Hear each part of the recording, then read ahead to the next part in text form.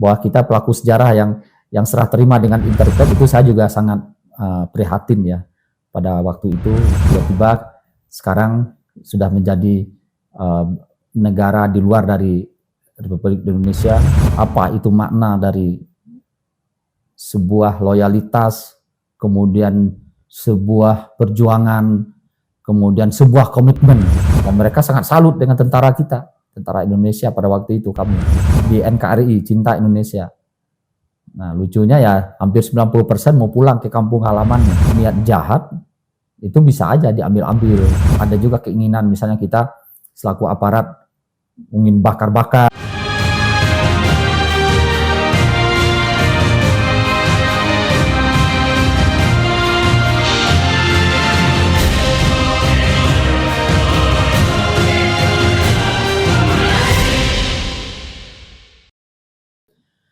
Kemudian kita kembali ke satuan.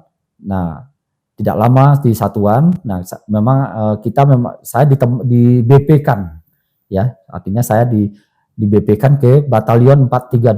Waktu itu direncanakan untuk melaksanakan penugasan ke Timur Timur. Kemudian ini juga belum lengkap juga, belum seharusnya latihannya 6 bulan, kalau tidak salah baru 3 bulan latihan. Nah, kami memang harus segera. Saya di BP-kan di Batalion Unit Linut 432, kami segera diberangkatkan.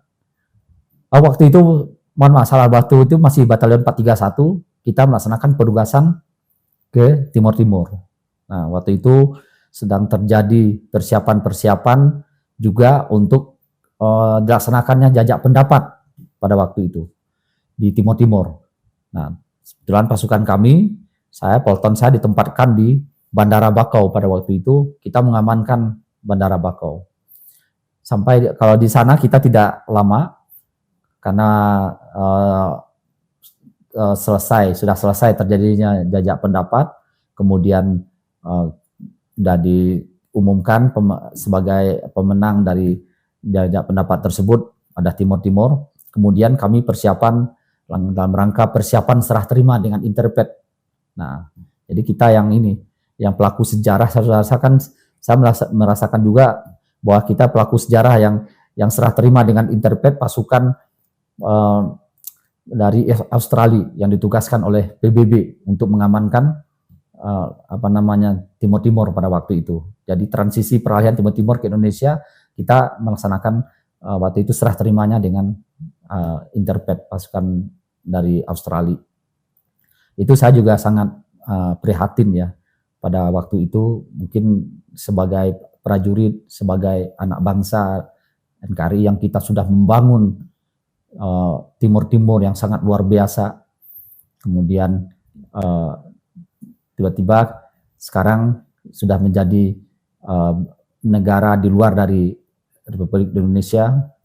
Dan jujur aja sebagai prajurit ya kita sangat bersedih pada waktu itu meninggalkan Timur Timur. Nah, pengalaman yang sangat berharga waktu di Timur Timur tersebut. Jadi kita tahu apa itu makna dari sebuah loyalitas, kemudian sebuah perjuangan, kemudian sebuah komitmen. Itu yang penting. Dan kita prajurit harus tetap berkomitmen untuk tegak berdirinya negara kesatuan Republik Indonesia. Kemudian saya kita kembali ke kesatuan di Karyango.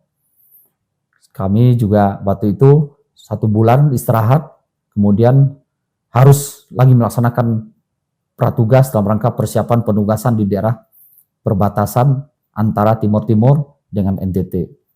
Nah, setelah melaksanakan penugasan itu, pratugas, saya sebagai itu juga masih sebagai komandan peloton, tapi di BP-kan di Satuan Unit Linut 432. Tapi di Brigif Linut 3 itu ada 3 batalion Unit Linut 431, 432, dan 433. Nah, karena sekarang 431-nya istirahat, karena udah 2 kali penugasan bertubi-tubi ya, berturut-turut. Kemudian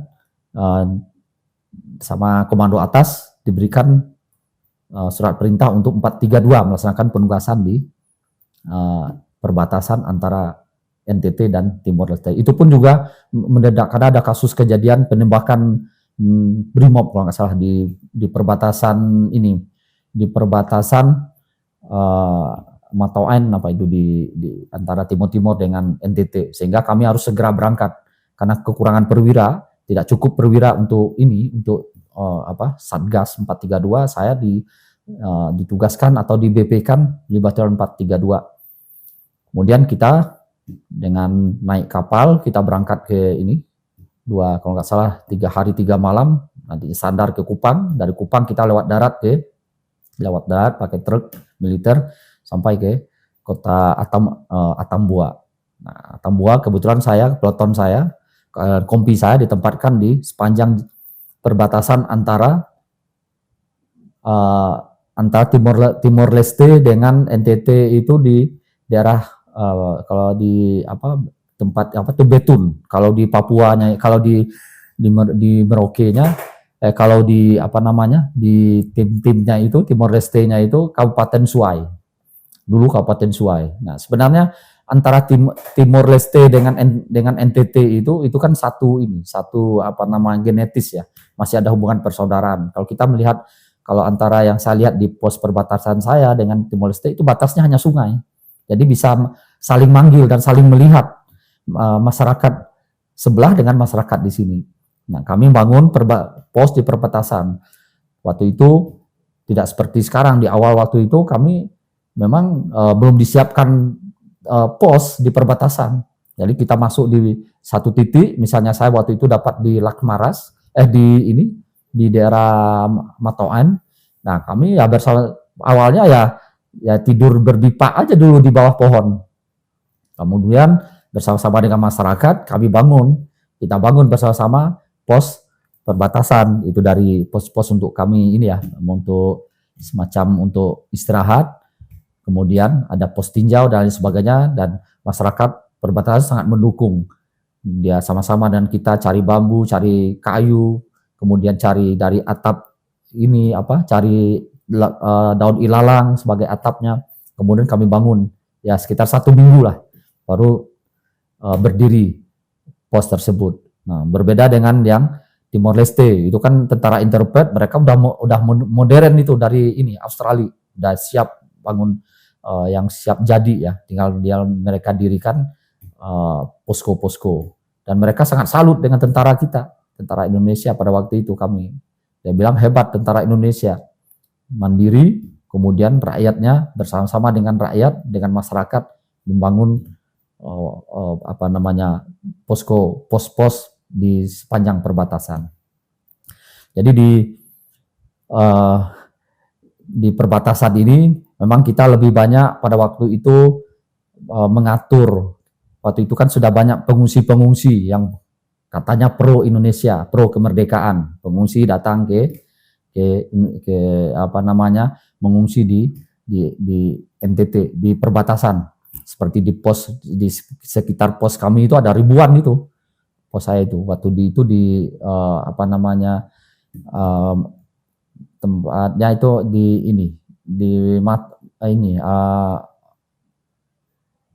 Kota Sai kalau nggak salah itu. Nah, itu. Jadi kita lakukan dengan waktu itu Ayom, ya kan, yang mengkoordinir mereka, kemudian memfasilitasi mereka, dan kita lebih kepada memberikan pengamanan, kemudian rasa aman terhadap para pengungsi tersebut. Nah, begitu kita ya ada pengalaman yang sangat menarik menurut saya di waktu itu ya. Kita pikir ya semuanya kalau mereka yang ngungsi ke Indonesia itu ya pro Indonesia, pro kemerdekaan, namanya dia ngambil posisi mengungsi ke Indonesia. Tapi ketika kita lakukan semacam uji coba tes ini ya, kedalaman kecintaannya terhadap Indonesia, ya kita coba tanya, ini besoknya ada mau ada dikembalikan, mau diantar nanti ke tim-tim. Nah, ada yang berminat nggak mau ke ini ya? Apa masih tetap di NKRI, cinta Indonesia? Nah, lucunya ya hampir 90% mau pulang ke kampung halamannya. Apakah mereka mengira bahwa itu belum merdeka atau seperti apa? Tapi kalau saya lihat memang mereka udah tahu, warga masyarakat itu sudah tahu bahwa mungkin ya mereka mengambil posisi untuk kembali ke kampung halaman atau Timor Leste. Tapi masih banyak juga yang ini tetap bertahan di pengungsian yang benar-benar cinta kepada NKRI. Ya, kalau yang menariknya lagi itu di sana yang berkesan ya kita ini ya, waktu itu kan kita mengamankan Bandara Bakau ya, itu kan bandara kedua setelah di Dili, Bakau. Di situ kita memang ya kalau kita di sana kan banyak ya, apa namanya fasilitas-fasilitas dari UN. Waktu itu di sana mobil mewah, barang-barang motor apa itu segala macam kan di sana itu. Nah, memang banyak kalau kita mau berniat jahat itu bisa aja diambil-ambil. Nah, ada pasukan tetangga yang kita tidak boleh sebut nama kan.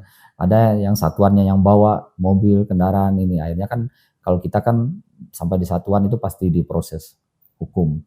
Nah, kita waktu itu bersyukur dari peleton kita tidak ada melakukan kegiatan seperti itu. Walaupun itu godaannya sangat besar ya. Kemudian kita juga yang menariknya lagi, kita juga ini ya, waktu itu patroli ke perumahan-perumahan penduduk warga-warga kita.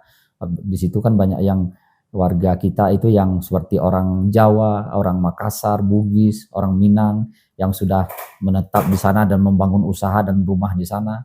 Nah, kita lihat, kita datangin satu-satu rumah, semua rumah itu sudah ditulis oleh kelompok yang pro kemerdekaan itu atas namanya mereka. Jadi orang-orang dari gunung-gunung gitu yang ngungsi ke gunung-gunung itu dari pro apa namanya itu pro kemerdekaan itu. Mereka sudah bikin, sudah tulis-tulis ini rumah dia, ini rumah itu. Jadi kita juga merasakan sebenarnya ya kesal juga gitu ya, kesal. Kemudian fasilitas-fasilitas negara, perkantoran, bank, rumah sakit dan lain-lain yang udah dibangun lengkap, ya kesal juga kita ini ya. Untuk ada juga keinginan misalnya kita selaku aparat ingin bakar-bakar apa. Nah, itu ya kita bersyukur tidak kita yang melakukan gitu, tapi yang melakukan kelompok yang yang apa namanya itu yang tidak pro ya terhadap kemerdekaan, yang cinta NKRI, mungkin mereka kesal gitu udah berjuang pemerintah NKRI, pemerintah Indonesia sudah membangun di sana rakyat, kemudian orang Indonesia yang ngungsi, yang ini ngungsi lagi ke Indonesia, rumahnya kok diambil-ambil, enak aja mereka udah bangun puluhan tahun di situ. Nah, disitulah kita melihat apa namanya melihat kondisi di Timur Timur pada waktu itu memang apa namanya sangat miris dan sangat sedih juga kita melihat situasi di sana.